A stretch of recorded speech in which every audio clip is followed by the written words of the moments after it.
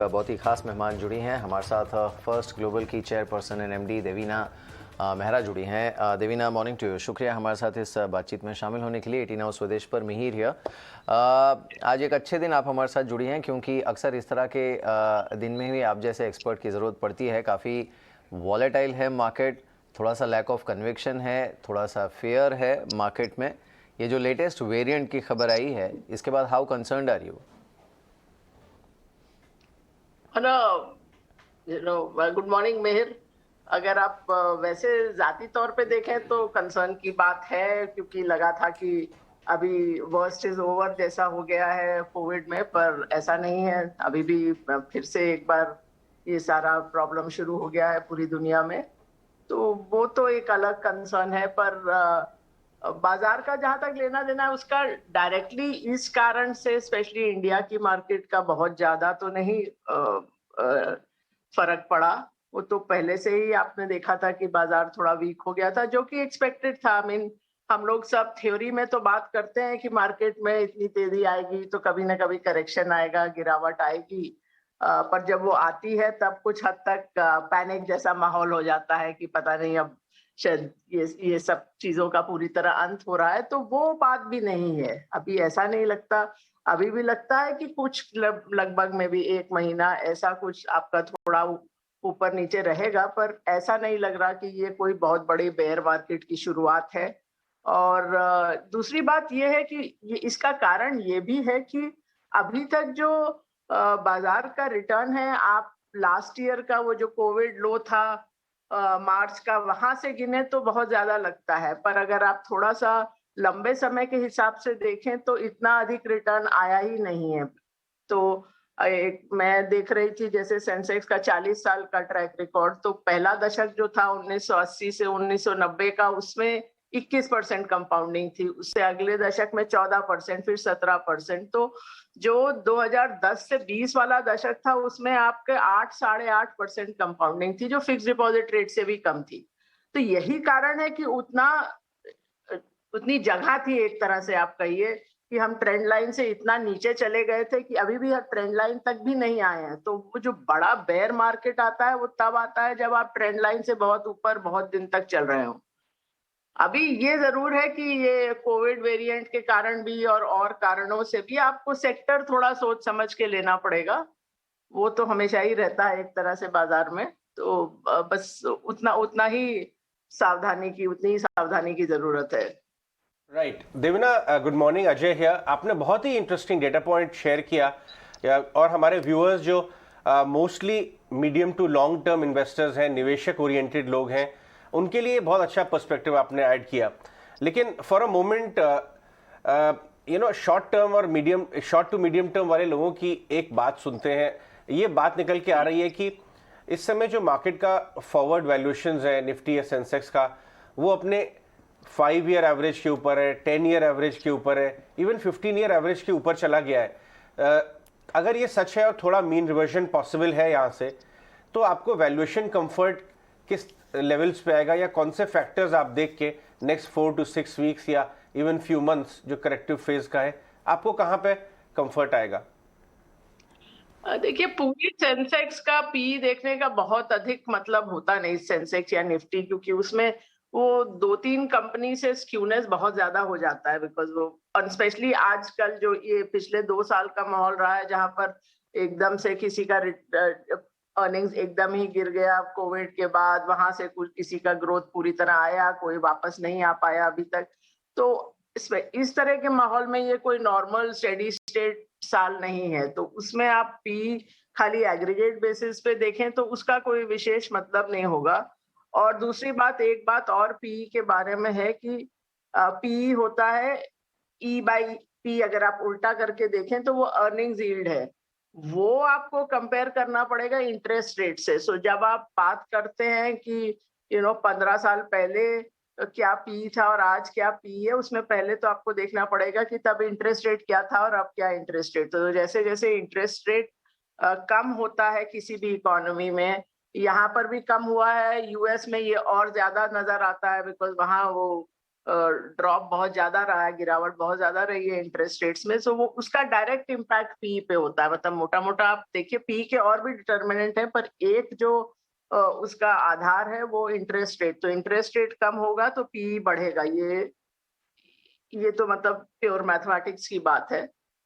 और इसीलिए मैं कहती हूँ कि आपको सेक्टोरली देखना पड़ेगा। आप पूरा एक बार क्योंकि आप अभी तो इतना नुआंस है कि आप देखिए, अगर ऑटो में देखें तो 4 व्हीलर ठीक लगते हैं पर 2 व्हीलर ठीक नहीं लगते हैं, क्योंकि इकोनॉमी में भी अभी एक तरह से 2 भाग हो गए हैं, जहां पर जो जिनकी अर्निंग अच्छी रही है, जिनका आय अच्छी रही है, वो अभी भी कंज्यूम कर रहे हैं। जबकि इकोनॉमी में अभी अर्थव्यवस्था में ऐसे बहुत सारे लोग हैं जिनकी या तो नौकरी या बिजनेस वो अभी कोविड के प्रॉब्लम से निकला ही नहीं है। तो इसीलिए आप मतलब आप देखिए 2 व्हीलर में ज्यादा आपको इम्पैक्ट नजर आएगा, या किसी भी आप और भी उपभोक्ता वस्तु में देखें तो जो लोअर एंड पर है वहां आपको ज्यादा इम्पैक्ट नजर आ रहा है। तो आपको थोड़ा सोच समझ के खरीदना पड़ेगा। इसलिए पूरा बाजार का स्टैटिस्टिक देखना उतना ज्यादा मीनिंगफुल नहीं है।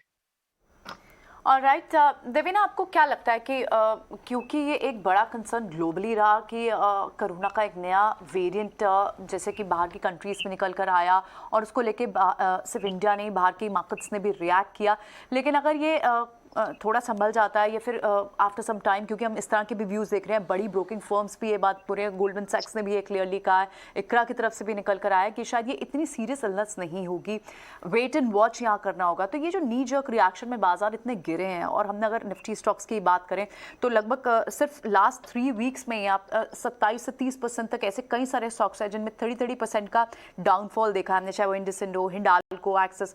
तो क्या लग रहा है कि आपको यहाँ सबसे पहले अगर ये इस फ्रंट से, इस नेगेटिव न्यूज से अगर हमें थोड़ी सी राहत मिलती है तो कौन सा स्पेस या सेक्टर में सबसे पहले रिकवरी आएगी, और यहाँ इन्वेस्टर्स के लिए क्या मौके बनते हैं एक्यूमुलेट करने के लिए? मुझे ये लगता नहीं कि इन्वेस्टर्स को खाली ये न्यूज बेस्ड आप डिसीजन लेना चाहिए। ये क्योंकि इस चीज में आपका एज होगा, आपको सबसे पहले कोई चीज समझ में आएगी, आप उस पर रिएक्ट कर सकेंगे, वो थोड़ा मुश्किल काम है। तो मुझे नहीं लगता कि किसी भी निवेशक को उससे सोचना चाहिए कि अब क्या न्यूज आएगी और उससे मेरे को डायरेक्टली अभी क्या करना है। तो उतना शॉर्ट टर्म होने का मेरा तो ऐसी राय नहीं रहती कि इतना शॉर्ट टर्म आप देखें, क्योंकि उसमें ये मुश्किल है कि आपको कोई ऐसा बहुत बड़ा समझ में आएगा या बहुत बड़ी खबर पहले मिल जाएगी। वो तो सबको ही मालूम रहेगा जो भी होगा। तो इसलिए थोड़ा सोच समझ के खेलने वाला है। और डायरेक्ट जो इम्पैक्ट होता है फार्मा पे, वो जरूर लगता है कि अभी शॉर्ट टर्म थोड़ा वो रैली आएगा, बट वो बहुत लंबा सस्टेन करेगा ऐसा नहीं लगता है। तो मतलब आप डायरेक्ट की बात करें तो वो है। और बाकी हम लोग का जो लिस्ट ऑफ सेक्टर है वो बहुत अधिक बदल नहीं रहा है। मतलब आईटी सर्विसेज हमको लंबे समय से अच्छा लगता रहा, आईटी सर्विसेज भी, और टेक्नोलॉजी में और भी जो नॉन सर्विस वाले भी हैं कुछ स्टॉक्स। तो वो एक बड़ा रीरेटिंग थीम रहा है पिछले 1-1.5 साल का, जो हमारे जो निवेशक हैं पीएमएस में, और उनको उसका राइड मिला है और अभी भी वो ठीक लगता है। और कुछ सेक्टर है जैसे सीमेंट है, ऑटो 4 व्हीलर्स है, टेलीकॉम है, ऐसे कई चीजें हैं जिसमें आप निवेश कर सकते हैं। तो वो आप चाहें कि मैं खाली वो जो न्यूज बेस्ड उस पर ट्रेडिंग करूं, वो थोड़ा सा मैं तो बोलूंगी थोड़ा सावधानी बरतिए। बिल्कुल नहीं, ये सही बात है कि वो एक्चुअली शॉर्ट टर्म में कई बार जो निवेशक होता है they get carried away by इस तरह का जो न्यूज़ फ्लो आता है। लेकिन देवीना, फंडामेंटल्स की अगर हम बात करें, एक चीज़ जो कि जो क्वार्टरली अर्निंग्स आई उससे पहले भी मार्केट में प्ले हो रही थी और अब तक चल रही थी, वो है अनलॉक का थीम। और इसे मैं सिर्फ ट्रैवल या हॉस्पिटैलिटी से जोड़ के नहीं देख रहा हूँ, बट अदरवाइज ऑल्सो एक उम्मीद ये थी इंडियन मार्केट्स में दैट कंजम्पशन में जो रिबाउंड देखने को मिला है वो बहुत स्ट्रॉन्ग है, वो सस्टेन कर सकता है। कई जो रिटेलर्स हैं उनसे हमने बात की, उनका ये भी व्यू है कि इस बार की जो वेडिंग सीज़न है वो शायद पिछले 3-4 साल की सबसे बेहतरीन वेडिंग सीज़न साबित हो रही है। तो ये जो पूरा कंजम्पशन ड्रिवन थीम है, इसमें कितनी स्टीम अभी बची हुई है जहाँ तक इंडियन स्टॉक मार्केट्स का सवाल है?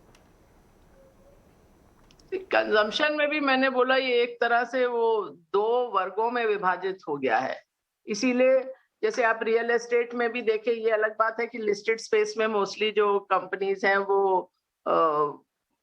जो अपर इनकम है उसी को केटर करती हैं, तो वो अलग बात है। बट फैक्ट इज कि अभी रियल एस्टेट में भी आप देखें तो जो हाई एंड घर हैं वो तो बिक रहे हैं, पर जनरली अभी अर्थव्यवस्था में काफी परेशानी है, लोगों के पास पैसा नहीं है। और एफएमसीजी कंपनी जो तब आपको उपभोक्ता की बात करते हैं तो वो भी ये आपको पिछले तिमाही की कमेंट्री में भी उन्होंने यही कहा कि इनपुट प्राइसेस को आगे पास ऑन करना उतना आसान नहीं है, बिकॉज जो ओवरऑल पूरा जो जनसंख्या है उनके पास उस तरह पैसा नहीं है कि अब आप हर चीज के लिए ज्यादा पैसा दे सकें। तो वो एक अलग चीज है। अनलॉकिंग का थीम अलग है, जो आप बोल रहे हैं कि ये अभी मतलब 2 साल से लोग शादी भी नहीं ठीक से कर पाए, तो अब इस बार वो सब चल रहा है। अगर अब फिंगर्स क्रॉस्ड की कोरोना का प्रकोप इससे ज्यादा नहीं हो, जिससे फिर वो पीछे की तरफ चले जाए, तो अनलॉकिंग का थीम अभी मेरे हिसाब से तो अगेन थोड़ा अभी तो वैसे भी ये कोरोना के इसके बाद अभी आप अनलॉकिंग का थीम तो डायरेक्टली प्ले करने का बहुत ज्यादा सेंस तो नहीं बनता है ना। आपके पहले जवाब की तरफ वापस एक बार अटेंशन लेके जाते हैं। आपने बताया कि जो डेकेडल कैगर रिटर्न्स हैं वो लास्ट डेकेड में बहुत ही कम थे, 7-8%, बेरली बीटिंग एफडीज। जिस हिसाब से अर्निंग्स मोमेंटम बढ़ने की उम्मीद है एटलीस्ट इस लेवल से, एक नया क्रेडिट साइकिल, एक नया इकोनॉमिक एक्सपेंशन साइकिल खुलने की जो नेक्स्ट 4-5 ईयर्स प्लस रह सकता है, उसकी बातें हो रही हैं। तो क्या आपको लगता है कि हम एक mid tin double digit earning return CAGR की तरफ जा सकते हैं, क्योंकि अर्निंग्स भी उसी तरफ ग्रेविटेट करेंगी? अगर 8-10 ईयर्स का व्यू ले तो वो केस बनता है। ये मैं नहीं कह सकती कि सीधा मिड टीन पे चली जाएंगी, जरूरी है मतलब ये, बट रिटर्न यहाँ से थोड़ा अच्छा ही रहेगा। लेकिन आपको फिर भी थोड़ा, आप बोल रहे हैं कि अर्निंग में बड़ा ग्रोथ आएगा, पर ये भी आप सोच के चलिए कि पिछले 2 साल में अर्निंग्स नहीं आई, तो कुछ हद तक वो जो है वो ये जो भाव चले हैं उसमें पहले भी इसमें ये चीज को लिया जा रहा है कि आपकी अर्निंग्स आगे बढ़ेंगी। तो ऐसा नहीं है कि ये कोई मार्केट खाली जो पास्ट अर्निंग पे चल रहा है, क्योंकि पास्ट अर्निंग तो 2 साल की कोई बहुत अच्छी नहीं है बहुत सारे सेक्टर में, तो वो बहुत कुछ इस प्राइस में है। तो अभी मैं कहूँ, अब इस साल भी आप देखें तो मेरे ख्याल निफ्टी कितना अभी गिरने के बाद तो खैर 30 से थोड़ा कम होगा, पर फिर भी अच्छा रिटर्न आया है। और पिछले साल भी अच्छा रिटर्न आया था। तो अब जरूरी नहीं है कि हर साल आप एक्सपेक्ट करें कि इसी प्रकार का रिटर्न आएगा। जैसा कि मैंने कहा, वो बहुत, क्योंकि वो बहुत ही खराब बेस से आप एक तरह से चल रहे थे कि और आप उन दिनों एफडी का रेट 8% के ऊपर हुआ करता था, तो इसीलिए ये बात है कि ज्यादातर इक्विटी म्यूचुअल फंड ने तो एफडी का भी रिटर्न नहीं दिया वो 10 साल। तो अब वहां से आप 2 साल आपको फिर भी अच्छा रिटर्न मिल गया है। Even bye international standards this year ये इंडिया का मार्केट अच्छा चला है। तो अब आप बोले कि हर साल ही 25-30% मिलेगा, वो आप नहीं कह सकते हैं। राइट, देवेना, आपकी राय न्यू लिस्टेड आईपीओस पर भी जाना चाहेंगे, आईपीओ फ्रेंजी पर भी जाना चाहेंगे, क्योंकि इस तरह से इसे नहीं देखना चाहिए कि जो न्यू आईपीज लिस्टिंग डे पर अगर उनका लिस्टिंग गेन होता है या लिस्टिंग डे पे डिबैकल्स की तरह दिखते हैं जो स्टॉक्स, उनको देखते हुए उनके लॉन्ग टर्म प्रोस्पेक्ट्स को आप उस बेसिस पर जज करें। That's not a good way to look at it. आप कैसे देखते हैं आईपीओ फ्रेंजी को? न्यू टेक जो कंपनीज है, फिनटेक कंपनीज है, इनको आप कैसे देखते हैं और कौन से अच्छे स्टॉक्स आपको लगते हैं जो ऐड होने चाहिए पोर्टफोलियो में?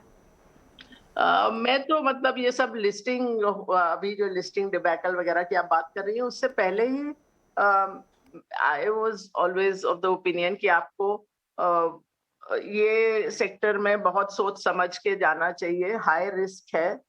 तो पहली बात तो है कि आपके पोर्टफोलियो का ये कोई खास अंश नहीं होना चाहिए, क्योंकि लोग इस तरह से सोच रहे थे कि जैसे ये एक गोल्ड माइन है कि आपका अगर लॉटरी लग गई तो आपको आपका पैसा बन ही जाएगा, आपको अलॉटमेंट मिल गया तो पैसा बन ही जाएगा, जबकि ऐसा नहीं है। ये सब हाई रिस्क गेम है, क्योंकि ज्यादातर ये कंपनीज या तो अर्निंग्स है नहीं, या जैसे नायका की अर्निंग्स हैं तो वो पी इतना अधिक है कि वो, तो इसलिए आप एक तरह से रास्ता ढूंढ रहे हैं कि इसको किस वैल्यूएशन मेजर में ढूंढूं जिससे कि मैं कह सकूं कि ये वैल्यूएशन ठीक है।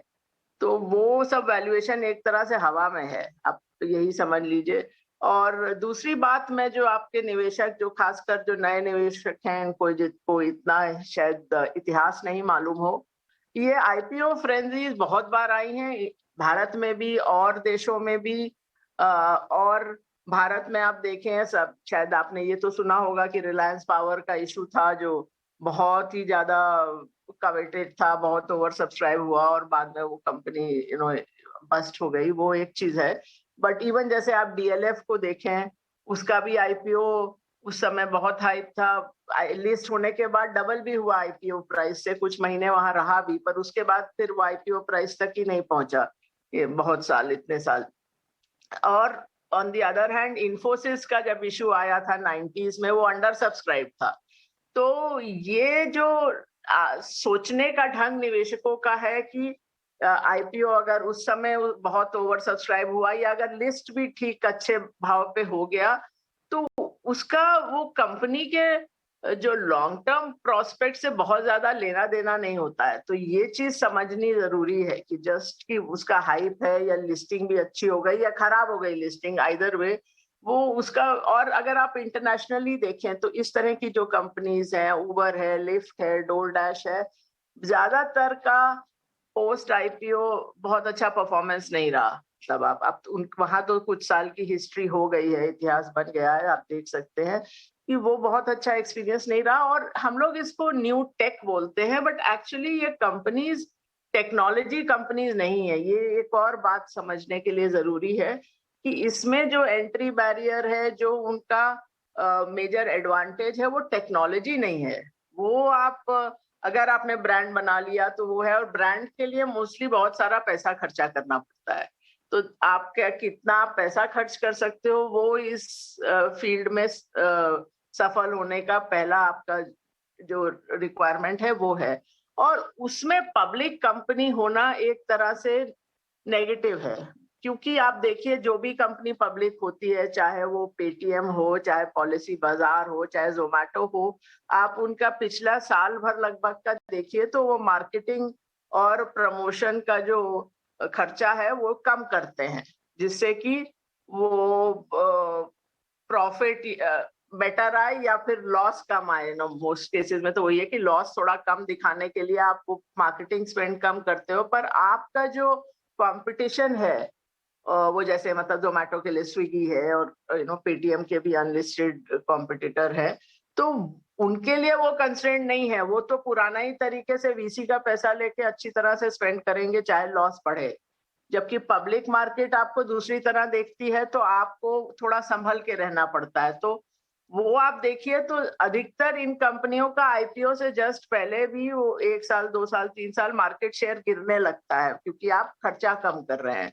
तो वो एक रिस्क हो जाता है। दूसरा रिस्क हो जाता है कि आप हो सकता है मार्केट लीडर भी हो, पर अगर बिजनेस इतना अच्छा है, इतना अट्रैक्टिव है, तो और लोग भी आएंगे उस बिजनेस में। तो वो 5 साल में वो कैसा रहेगा बिजनेस, वो कहना भी मुश्किल हो जाता है। तो इसमें मतलब खतरे की बातें कई हैं, रेड फ्लैग कई हैं, कई चीजें सोच समझ के करने वाली हैं।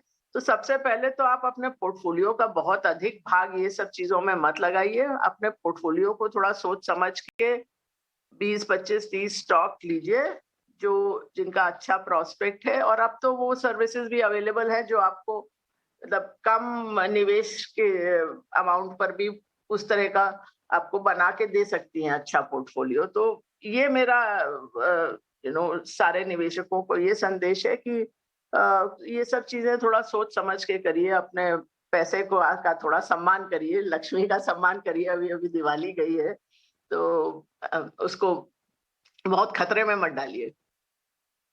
ना देवीना जो समझदार हैं वो समझ गए होंगे आपका इशारा कि आप क्या कहना चाह रही हैं। और जाहिर सी बात है, मतलब बेसिकली दर्शकों के लिए अगर सिंप्लीफाई करना हो तो कि एक बार अगर आपको अलॉटमेंट हुआ भी है और आपको अच्छा मुनाफा हो रहा है, तो थोड़ा बहुत मुनाफा बुक कर लेने में कोई ज़्यादा ख़राबी नहीं है, ख़ासकर इस तरह के बाज़ार में। अब एक दूसरा फैक्टर जो है देवीना, कुछ एक स्टॉक्स, और आपने सही कहा, आपने अपने पिछले एक जवाब में कहा था कि जो सेंसेक्स की अर्निंग्स हैं उसे देखकर भी काफ़ी फ़ायदा नहीं है, क्योंकि 2-3 कंपनीज़ की वजह से ये स्क्यू हो जाती हैं। इंडेक्स में भी हमने देखा इस बार कि कुछ एक कंपनीज़ का जो आउट परफॉर्मेंस था उसके चलते हमने इंडेक्स में बहुत सॉलिड गेंस देखे, चाहे वो टाटा मोटर्स हो, चाहे वो रिलायंस हो, इस तरह के कई स्टॉक्स थे, टाटा स्टील, जिन्होंने काफ़ी अच्छा परफॉर्म किया था। ये जो फ्रंट लाइनर्स हैं या फिर जो टॉप लेयर है, इंडेक्स के हैवी वेट्स की मैं बात कर रहा हूँ, उनके लिए फिलहाल आपका व्यू क्या है? Would you want to go by earnings which they are reporting, या फिर वैल्यूएशंस पर थोड़ी बहुत कंसर्न है आपको? क्या लीडरशिप चेंज की संभावना है इस समय आने वाले 1-2 साल में इंडेक्स में? क्या लग रहा है आपको? आपको सेक्टोरली ही देखना पड़ेगा, वो चेंज होता रहता है। जैसे अभी पिछले साल हमको जनरली स्टील अच्छा लगा था और उसमें टाटा स्टील भी था, और उसमें बहुत अच्छा मुनाफा भी रहा हमारे निवेशकों का। पर अब वो स्टील का साइकिल, मतलब ऐसा नहीं कि बहुत खराब लग रहा है, पर अब उतना अच्छा नहीं लग रहा मेटल्स। वो एक पीरियड था री रेटिंग का, वो हो गया। सो आपको वैसे ही देखना पड़ेगा। टाटा मोटर्स अगेन, हम लोगों ने मेरे ख्याल 2 या 3 महीने पहले ऐड किया था और उसके बाद बहुत अच्छा रिटर्न मिला। तो वो थोड़ा तो रोटेशन होता रहता है। मेगा कैप्स में टेलीकॉम से भारती है, वो अभी भी अच्छा लग रहा है। पर आप अगेन सब mega caps in all sectors को एक साथ में नहीं डाल सकते। That's the other thing. अब अगर कोविड का भी आप इशू देखें तो उसका एक तो डायरेक्ट इम्पैक्ट बैंक्स पे आता है कि फिर वो थोड़ा बैंक्स का जो बिजनेस में रिकवरी नजर आ रही थी उस पर फिर एक प्रश्न चिन्ह लग जाता है। तो वो आपको थोड़ा देख के करना पड़ेगा कि कौन सा सेक्टर बाय सेक्टर ही देखना पड़ेगा, और इन दिस केस में भी कंपनी बाय कंपनी देखना पड़ेगा। तो वो आप एक ब्लैंकेट नहीं कह सकते कि सारे मेगा कैप्स इस तरह से चलेंगे। तो उसमें बहुत सारा अलग अलग चीजें हैं। बिल्कुल, बहुत बहुत शुक्रिया देवीना, आज अपना समय देने के लिए और अपनी ये एनालिसिस हमारे व्यूअर्स तक पहुंचाने के लिए बहुत बहुत शुक्रिया आपका। और अब आप सुन रहे थे देवीना मेहरा को, फर्स्ट ग्लोबल की एमडी एंड चेयरपर्सन। और अब एक बार बाजार पर